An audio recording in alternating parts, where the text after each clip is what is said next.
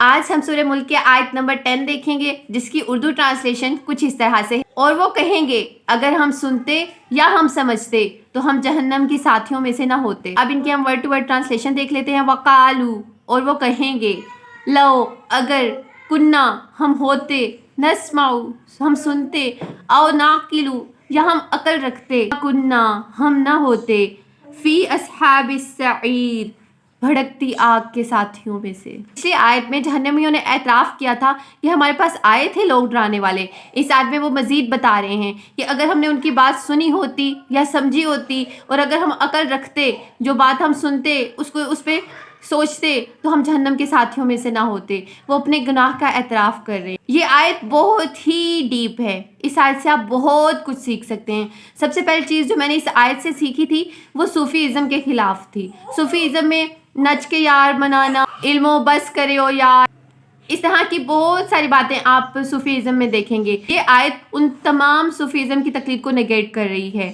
علم کی وراثت پیغمبروں کو ملی تھی۔ ہم علم کی اہمیت کو نہیں جھٹلا سکتے۔ قرآن پاک بار بار علم کی اہمیت پہ روشنی ڈالتا ہے، اور یہ کہنا ہے کہ اس فلاں مولوی کو نہ سنو، فلاں مولوی کو نہ سنو، قرآن پاک خود پڑھنے کی کوشش نہ کرو، گمراہ ہو جاؤ گے، یہ سب بیس لیس اور یوز لیس باتیں ہیں۔ ان باتوں کی کوئی اہمیت نہیں ہے۔ آپ کا جب دل کرے آپ قرآن پاک کو خود پڑھنا شروع کریں، انشاءاللہ یہ کتاب آپ کو کبھی گمراہ نہیں کرے گی۔ نبی اکرم صلی اللہ علیہ وآلہ وسلم پر جب قرآن پاک نازل ہو رہا تھا تو کافروں کو جو مین ان کے لیڈرز تھے ان کو آئیڈیا ہو گیا تھا کہ یہ جو بک ہے یہ ایسی ہے کہ جو اس کو سنے گا وہ چینج ہو جائے گا۔ تو انہوں نے پھر یہ کیا کہ ہم اس کو سنتے ہی نہیں ہیں۔ انہوں نے سب کو یہ تبلیغ کرنا شروع کر دی کہ قرآن پاک جو بک ہے اس کو نہ سننا، نہیں تو گمراہ ہو جاؤ گے، غالب نہیں ہو سکو گے، اور جب کوئی قرآن پاک پڑھ رہا ہو تو شور مچانا شروع کر دینا، تالیاں بجانا شروع کر دینا، لیکن قرآن پاک کو غلطی سے بھی نہ سننا۔ کہیں ہم ایسی ہی تقلید تو نہیں کر رہے؟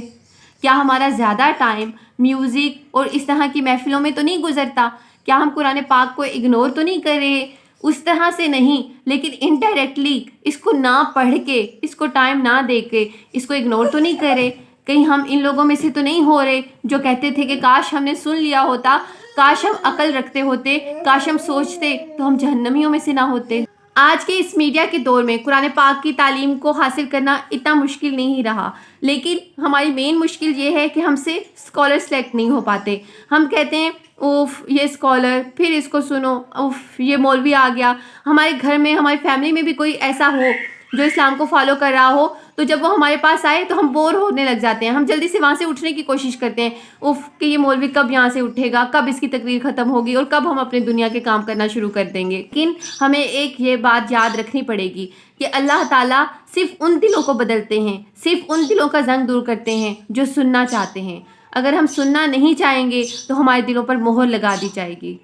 انشاءاللہ آج سے ہم کوشش کریں گے کہ ہم قرآن پاک کو ایسے سنیں کہ ہمارے دل اور دماغ پہ بھی اثر کرے اور ہمارا عمل بھی بدل دے۔ حق بات تو صرف وہ لوگ قبول کرتے ہیں جو بات کو سن لیتے ہیں۔ جو مردے ہیں وہ تو قیامت والے دن ہی اٹھیں گے۔ یعنی قرآن پاک ہمیں بتا رہا ہے کہ جو بات نہیں سنتا وہ مردہ ہے۔ تو آج سے ہم انشاءاللہ یہ عہد کرتے ہیں کہ اب ہم قرآن پاک کو سنیں گے، اس کو سمجھنے کی کوشش کریں گے، اور جہنم کے ساتھیوں میں سے نہیں بنیں گے انشاءاللہ۔ اگر آپ کو ویڈیو پسند آئی ہو تو چینل کو سبسکرائب کریں اور فرینڈز اینڈ فیملی کے ساتھ شیئر کریں، کیونکہ ہمیں نہیں پتا ہماری کون سی بات کسی کا دل بدل دے اور اسے ہدایت کے راستے پہ لے آئے۔ اس آیت سے ریلیٹڈ کوئی بھی پوائنٹ آپ کے مائنڈ میں ہو تو کمنٹ سیکشن میں ضرور شیئر کریں، میرے علم میں اضافہ ہوگا، اور انشاءاللہ اگلی آنے والی ویڈیوز میں آپ کے نام کے ساتھ آپ کا میسج شیئر کروں گی۔ السلام علیکم ورحمۃ اللہ وبرکاتہ۔